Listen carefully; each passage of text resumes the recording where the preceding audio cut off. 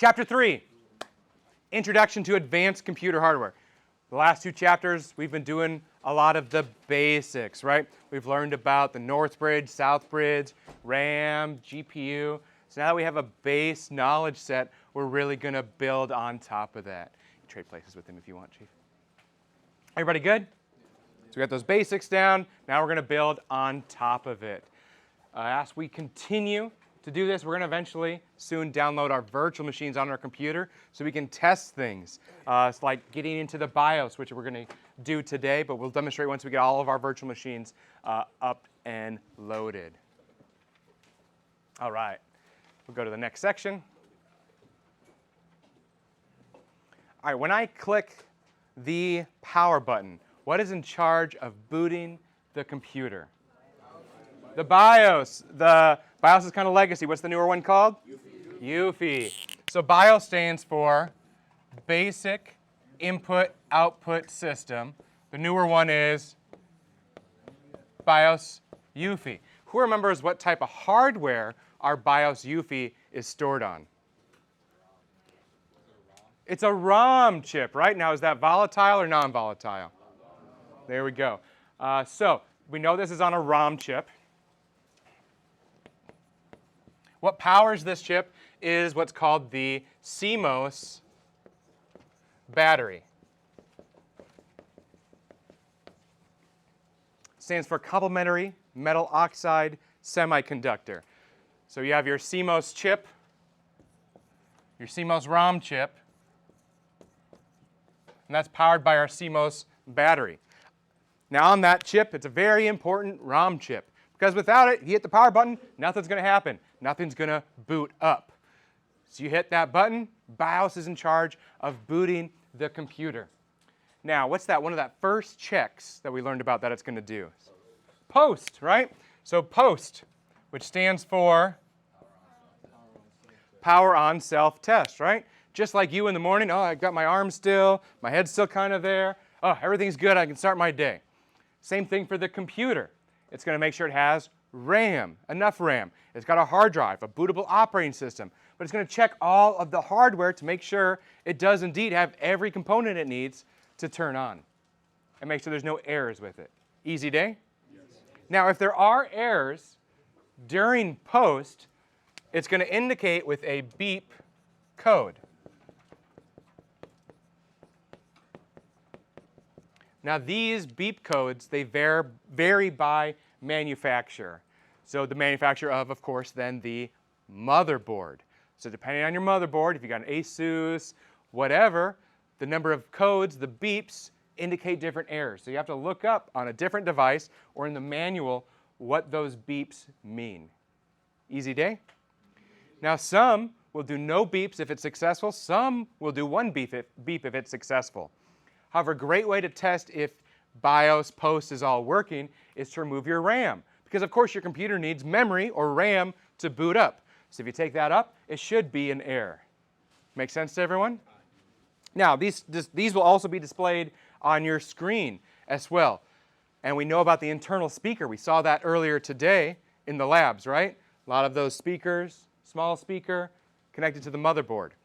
But if your speaker's not working and you don't have a display for whatever reason, you need to be able to figure out what these errors are happening during post.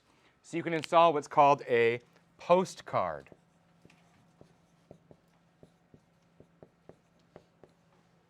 Not like what someone sends you when they go to Niagara Falls or Vegas, but it's a card that goes into, what do we call those slots? Expansion slots. So this is an adapter card, goes in the expansion slot, and it has an LCD on it. So when you boot up your computer, if there's any errors, it'll be displayed on that LCD of that postcard. Then you can look at the manual that came with it or use another computer to figure out what those errors are. Are we going to be testing on beep codes? No. If we saw the lab today, it's not in the best condition. So typically, right, that would be a part of the skills portion if there were errors in booting. We saw the condition of the lab today, though, so we're unable to do that. Good question. Any other questions? So that's a big part of BIOS, UFI, is booting up the computer. And what's that hardware check called again? Post, which stands for Power On Self-Test.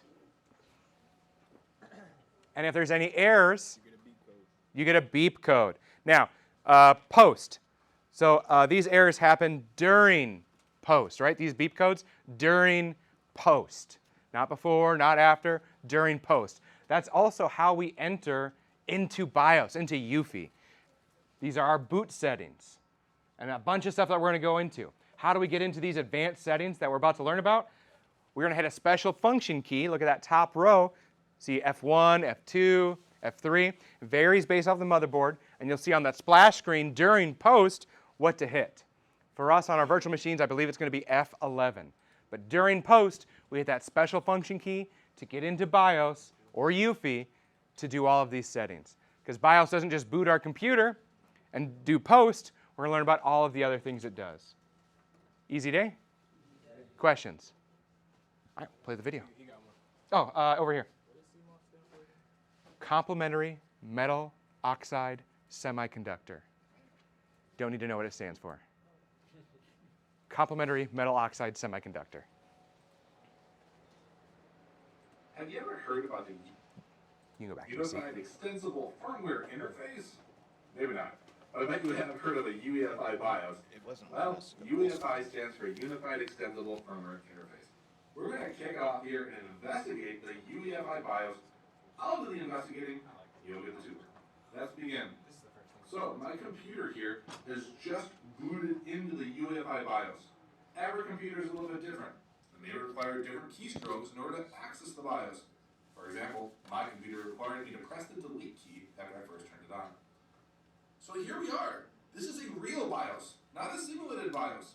In the top left corner, you can see my motherboard's model number, awesome, and my CPU temperature. Right below that, you can even see my motherboard temperature. In the middle here, we can actually see our system time and date. Right below that, we can see the current firmware of my UEFI BIOS. What I really enjoy, though, is in the top right corner of the screen, where you see these listed items here in the top. Here you can view my current CPU, which has 4 CPU cores and 6 GPU cores. You can view the operating frequency for both my CPU and my RAM. You can also see the total size of the RAM that I have installed in my system. Now remember, this is the UEFI BIOS. What that means is I have a graphical user interface that includes keyboard and mouse support. This is very different from what we've seen with legacy BIOS. To further demonstrate this, look at this horizontal bar right below my system time and date and my CPU and RAM. From left to right, this is my boot order of my computer. What's even more awesome is the fact that I can drag and drop these items anywhere. We will focus on configuration of this, though, in another video. So let's take a quick look inside the UEFI BIOS. Let's start by investigating the left side of the screen. Here we will find that we have an area for motherboard settings, overclocking our system for faster performance, and an area called M-Flash, which allows us to flash our system with an updated UEFI BIOS. Now on the right side of the screen, we have a section where we can choose different overclocking profiles. We can pre-build these for the right gaming or video editing occasion. Down below that, we have a hardware monitor where we can check out the power usage and cooling. We can even have customized fan speeds and even view graphs here. And lastly, we can visit the Board Explorer.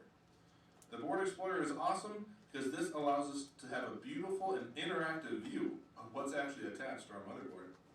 So it's time for the deeper look. So first, we'll head over to settings. In settings, we can look at system settings, which I can either click on with the mouse or click the enter key. And inside of here, we see time and date, as well as in text, what's connected to my motherboard and the firmware version. We next are going to have the advanced area. In the advanced area, we do a lot of fine-tuning and control of both the peripherals and the power settings of our motherboard. Another item we can customize is going to be the boot settings. So I'll head back out and go to boot. This is extremely important. This allows us to customize the boot order of our system, both using device preference and security settings known as Secure Boot. We take a look at that later on. If we go into the security settings though, we can take a look here and see that we have the ability to set an administrator password. This will prevent other people from accessing and modifying our UEFI BIOS settings. Now let's get out of the settings area and let's go all the way over and see overclock. We'll take a quick look at the overclock settings and you can see all the customizations possible here. This allows you to fine-tune your machine for the performance that you desire.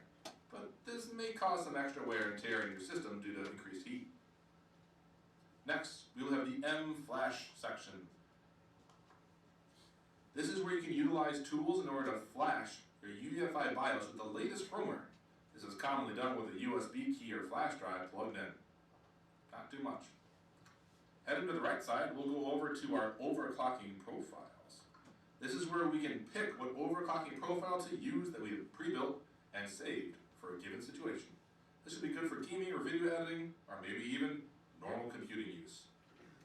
Last two sections. We'll take a trip into the hardware monitor. Here we can look at the CPU fan speed, temperature, as well as case fan speeds. Some UEFI will even allow you to set an average temperature you'd like your system to stay at, and your cooling fans will react accordingly to do their best to keep your system as close to that target temperature as possible. Love it. We'll back up and take a look at that Board Explorer. I click on the Board Explorer. This is great. In the Board Explorer, you can get a graphical view of your motherboard. The highlighted sections allow you to hover your mouse over them and read a description of what is connected to that component. For example, if I were to take my mouse cursor and I can hover over the RAM slot where my memory is, I can actually see information regarding it. You can see that each RAM slot has a 4 gig memory chip installed. Also, if I hover over my SATA ports, we'll get information on what is connected to that individual SATA port. You can see that I have 2 SATA devices attached. One of these is my device here, and the other one is Blu-ray disc DVD ROM drive. This is a great UEFI tool to visually see how the motherboard is arranged and what is connected to your machine without even opening the case. So if you have time to take, get into your BIOS and view your settings and learn how your device is connected and running.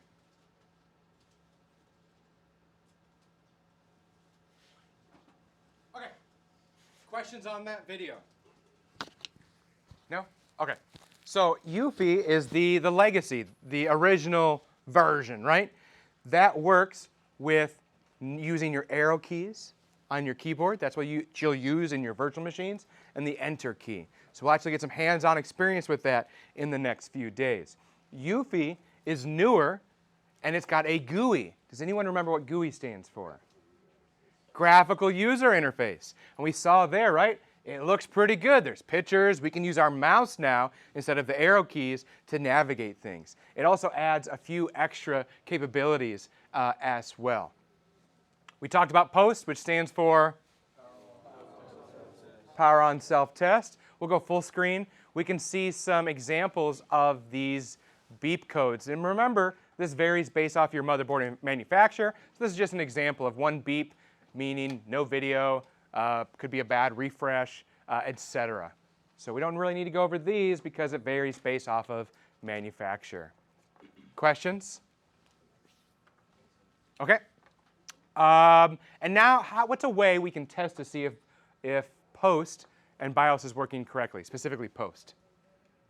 Oh, I heard somebody say it up here. Remove the RAM, right? Because then we should have a beep code, right? That error during POST. Easy day? Yes. Awesome. Now, BIOS. What chip is that stored on? What's that chip called?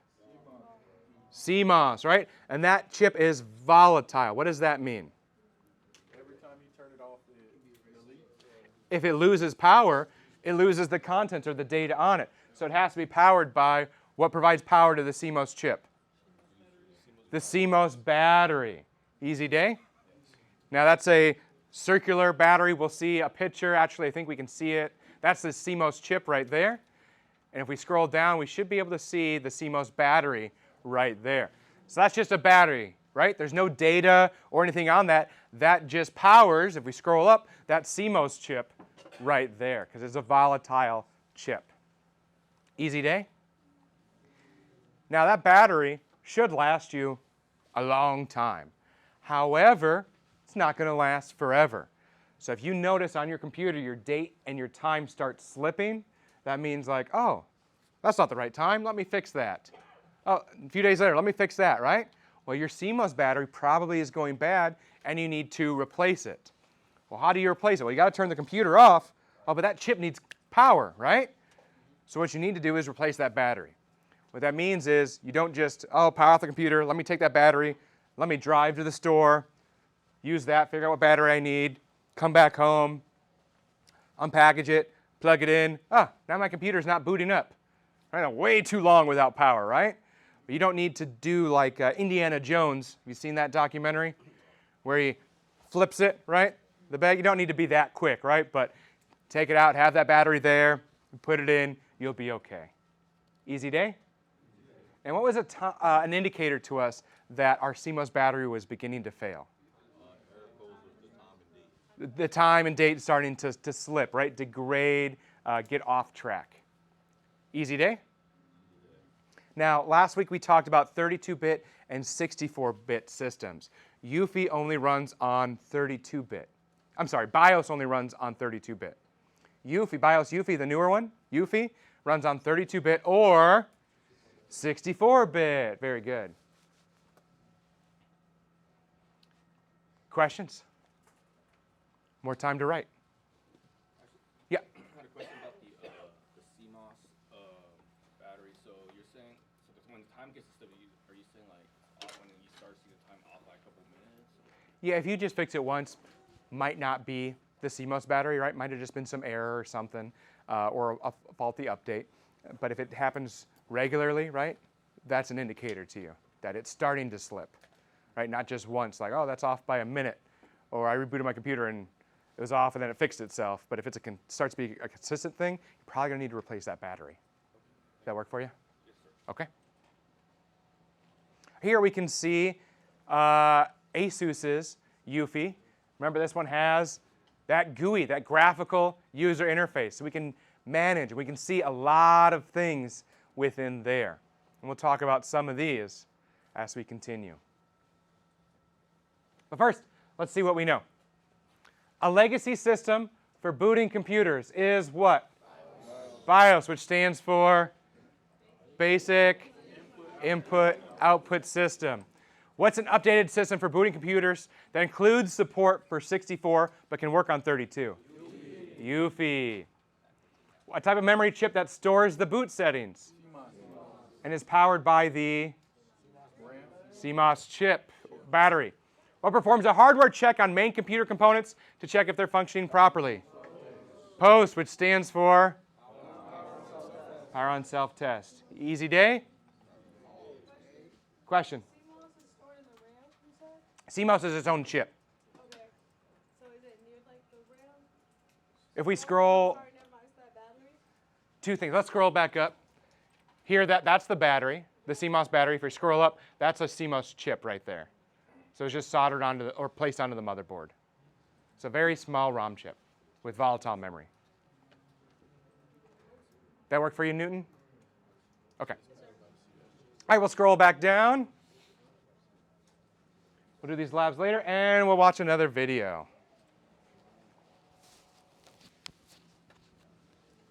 Hello there, we are back in the UEFI BIOS, and this time we're here to change some settings. In this video, we get to configure the UEFI BIOS, and we are going to explore the following items. We will set up our boot options, customize our security settings, take part in some interface configurations, and even use the firmware backup and update tool. So let's begin. We want to configure our boot options. Now you'd think we jump straight into motherboard settings and hit boot, but technically we don't even have to go there. On the main UEFI BIOS screen, I can quickly and easily see my boot order listed in this horizontal toolbar. Now this is awesome because if I want my optical drive to be given more preference than something else, I can just click and drag that optical drive to the front of the list. And now it's being given the first boot order preference, such as the optical drive would be booted from before the hard disk drive or USB or anything else. This is great. Now this feature does depend on your motherboard and UEFI firmware, so let's take a look at the official method as well. We'll go into settings, then I can go ahead and click on boot. And inside of here, we'll see this massive list. Now before we just dive into this list, I'd like to take note of the boot mode select. With boot mode select here, I see that the default option is legacy and UEFI. It has been predicted that in the next couple of years, legacy will no longer exist. It is here at this time to allow our board to be backward compatible with devices that require legacy BIOS settings. If you'd like to, you can select the option and you'd actually be able to click UEFI only, as long as you know your devices will still be supported. Let's continue. So down below is my list. My current boot option 1 is set as my optical drive, UEFI CD DVD. That's from our previous drag and drop maneuver. To modify this list, you can just click on any one of these items, such as, for example, boot option 1, and I can choose what device will be booted first. For example, how about my USB key? There we go, and now that's first. You see that horizontal list from left to right has changed up above. We can also go and click on any one of these items and use the plus or minus arrows to move them up or down on the list as well. I personally like the drag and drop option we saw previously. Next, it's time to take a look at some security settings. Back to motherboard settings and then into security. We can find some important settings that we can configure. Here in the security settings, let's take a look at the passwords. The administrator password can be set to prevent other people from accessing and changing your BIOS settings. I'll click enter, and we're going to make this thing, there's already a password on it. It was Cisco, we're going to make it Cisco again. Create new password, Cisco. Confirm new password, Cisco. And now our administrator password is Cisco. If you want to change and save our BIOS, you're going to need that password of Cisco to do it. Now the user password down below, this is special. This can be set in order to prevent the operating system from loading on your machine until a user has entered the correct user password stored here in BIOS. Further, there's this feature called UKey. The UKey feature allows the BIOS administrator to dedicate a password to a specific USB key or flash drive. The USB key or flash drive will be needed to be plugged into your machine when a user wants to access the operating system of the machine. Wow, never knew a USB flash drive could be so important. Let's continue on and take a look at some of the interface configuration settings. In the main settings area, we're going to go into advanced. And inside of advanced, we're going to access the integrated peripherals. Within the integrated peripherals, we're going to find a good amount of settings to control. In this section, we have the ability to control the onboard LAN controller. This is our physical network card of the device. We can actually disable it here if we don't want to use it. We take a look at Wi-Fi and Bluetooth controller. We can also control if the Wi-Fi and Bluetooth components are allowed to be used on the computer. Think of this as using software to disable individual hardware components on the physical computer before the operating system even got a chance to use it. This is awesome. We can even make changes to how the SATA hard drives are going to be viewed. For example, I can click enter on SATA mode. We can have these SATA hard drives in the legacy IDE mode, current AHCI mode, or even by utilizing RAID. On top of all that, down below, we can customize that the SATA connections are allowed to be hot swappable as well. Let's back up a little bit and take a look at some USB configuration.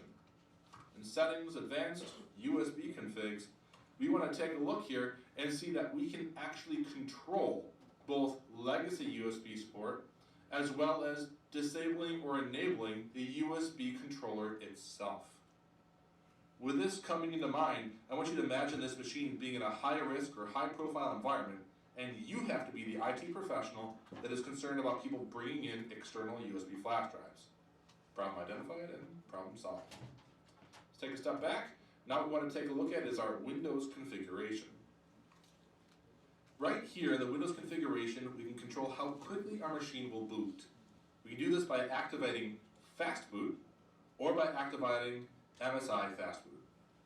These will allow your systems to come online more quickly by skipping some of the more thorough post-verification tests. Next, we want to talk about what makes our machine boot in the morning, and that's our wake-up event settings. We can click on this item to control what is allowed to wake up our computer and turn it on. There's a couple here, not too many. We have one last section to cover in this video, and we're going to go all the way back, and we're going to head over to mFlash. mFlash is all about firmware updates for our UEFI BIOS. We will have the ability to save our current BIOS to a USB flash drive that's plugged in. This will allow us to restore it at a later date. We also have the ability to update the BIOS using this tool. So for example, I click Save BIOS to Storage. And there is my disk, which I can click on. Leave the default. And it's saving it to my USB flash drive. By using the Update BIOS feature, we can load a BIOS file that is on a USB flash drive that is plugged into our machine. Now this is going to be awesome because this is your storing and recovery, especially when you have settings that you're concerned about. You're concerned about losing and not having in the future. We can use the Update BIOS feature to actually select a file off of a USB thumb drive. And here I had a BIOS ready to go. I can click on the UEFI flash thumb drive and be able to update the BIOS itself. Now, while every UEFI BIOS will be a little bit different, you should have a much better understanding of how to configure some of the important settings within your UEFI BIOS. All right, any questions on that video? All right, so CMOS, that's where the BIOS is stored, right? And there are a few places that he put passwords on. You can put a password on so you can't get into the BIOS without a password, or you could set it for the operating system. So if you hit the power button, right, before the operating system even loads, you have to put a password in. Do those two differences make sense? Now, with the passwords to get into the BIOS, not to boot up the computer, there are two different accounts. You could have an administrative or supervisor password that'll give you full access to everything. Or you could have a standard user, but there's different levels of access you could give those different users. So you can give them full access, which would be just like the supervisory password. You could have limited access, which they can only do certain things, like change the date and the time. And if we scroll down, we can see the other two, which are limited access, view only access, so they can view all the settings, but they can't change anything, or no access. Differences make sense to everyone? And Question. This is for like your individual CPU, right? Yeah, for that specific computer. Easy day? Yeah. Just what if everybody somehow forgets the password? That's true, and that's common, right? So we're going to learn about different types of security. And one of those is physical security. One of the reasons physical security is so important is if you get physical access to a device, you're really not limited in what you can do. So for example, if we open up a computer, you see those random ports that nothing was plugged into? You can get what's called the jumper cable, and you can bypass the BIOS passwords with jumpers. So there is a way to bypass it physically with hardware. Make sense, 1 and 2? Awesome. All right, other things we can do in BIOS is we can do drive encryption. We can encrypt an entire hard drive, so that way if you take it out and you put it in another hard drive, you need that password in order to access all of the data on that hard drive. St. Victor, that makes sense? St. Victor, you with us? Good? Yes. Awesome, okay. LoJack. Has anyone heard of what LoJack is for cars? Yes. What's LoJack for cars? Right here, Martin Watkins. OnStar, right? What's that? It's kind of like OnStar, like they can track it using like geolocation. Kind of, yeah, it's tracking, right? And they'll put LoJack on expensive vehicles, maybe someone with bad credit, etc. So same thing with a computer. You've got LoJack. So if someone steals your computer or you misplace it, if it's connected to a network, or once it connects to a network, then you can locate it. And we'll learn about how that's done when we get into networking more. But does LoJack make sense? So you can track it. Now there's different things you can do with LoJack. Think about your smartphone. Can you remotely find out where your phone is? Can you remotely delete and wipe everything? You can. And you could also lock it. Let's say that St. Victor's got a smartphone and he doesn't have a password on it, and then he gets a Corey Boo, Corey Love. Is that what you call him here? And then, oh, I didn't bring my phone. Oh, my Corey Boo's got my phone. Uh-oh, there's no password. They can get onto everything. Well, you could remotely access it and be like, oh, let me save myself and put a password on. Does that make sense to everyone? Yeah. So you're right, you could remotely locate it. Oh, yep, it's with my Corey Boo. You could remotely lock it, then put a password on it. Or fail-safe, oh, I don't want them to see anything. Let me just wipe everything off of that with delete. So those are the three things that LoJack can do. So what are the three things we can do? locate, lock, and delete. So LoJack can do three things. What are they? Locate, lock, delete. Easy day? Questions? Okay, now we talked about drive encryption. What allows that to work is, or one of the ways, but more importantly, to store your passwords, store your digital certificates, etc., is what's called TPM, Trusted Platform Module. Right? This is an actual chip, it's an actual piece of hardware on the motherboard that's going to store on your CAT card, right? You see your CAT cards, and you know how you put in your PIN, you've got an email, you've got an account one, so those are secure. Those are going to be stored locally on your TPM, your digital certificates, etc. It's also going to allow you to encrypt an entire hard drive. Now, the Windows feature to encrypt an entire hard drive is called BitLocker.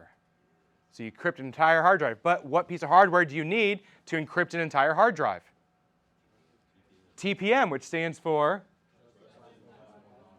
Trusted Platform Module. So you encrypt that entire hard drive. If somebody takes it out, put it in another computer without that password, without a TPM chip, it's not going to work. Now, we also have internal storage, but we also have external, removable media.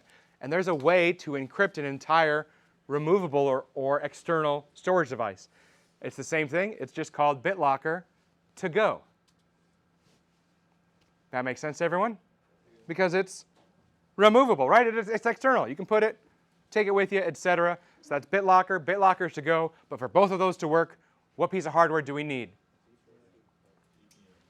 Trusted Platform Module, TPM. Easy day? Awesome. Now, as we get more knowledge and we learn things, we've been really hardware oriented, but we're going to start to move more towards software. As we do, we'll talk about OSs, or operating systems, and we'll actually install Windows and Ubuntu, which is a Linux operating system. However, there's a lot of other operating systems, Kali Linux, SunOS, and a plethora of other. There's a Hello Kitty operating system, etc. And different versions of all of these. So with Secure Boot, that only will allow your computer to boot from an operating system that is trusted by the manufacturer of that motherboard. They say, oh, only this OS, only this OS. So that way you're not downloading an operating system that's malware or potentially has a virus on it. Only these trusted operating systems will we boot up the computer. That is Secure Boot. Does that make sense? Questions? More time to write. All right, on what is our BIOS UEFI? What type of chip is that?